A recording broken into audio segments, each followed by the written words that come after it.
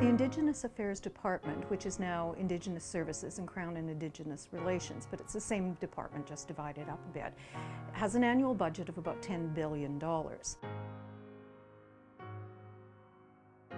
It's complicated to find out exactly how much money is spent on Indigenous people across the country, because those amounts are often buried within other departmental budgets under planning and priority, and they're not clearly identified.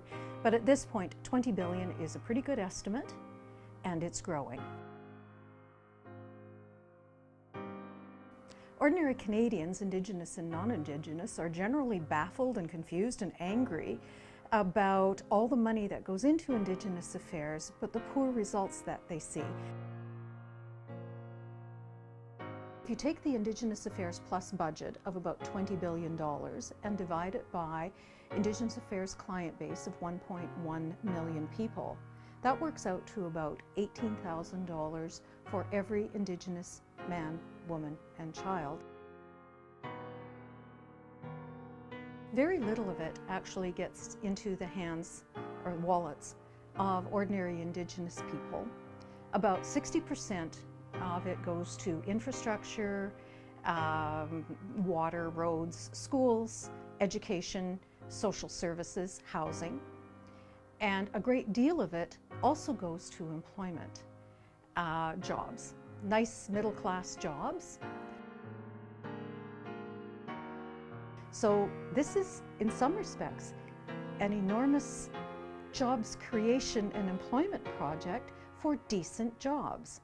And that maybe is part of the trap and why it's so hard to fix Indian affairs without simply doing away with it. No, the provinces also have their own sort of mini Indigenous affairs departments. They're much smaller, but overall their budgets are roughly 10% of Indigenous affairs. So roughly about $1 billion a year come from provincial governments' services towards Indigenous people. The federal government policy governing Indigenous affairs from 1966, when the department became a standalone government department, has been one of devolution and termination of Indigenous rights.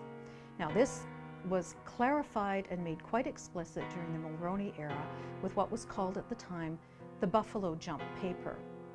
Now, the idea was do away with Indian affairs, do away with the Indian Act, and squeeze bands financially until the chiefs finally throw up their hands and take the jump and take block funding and sign away their people's Indigenous rights.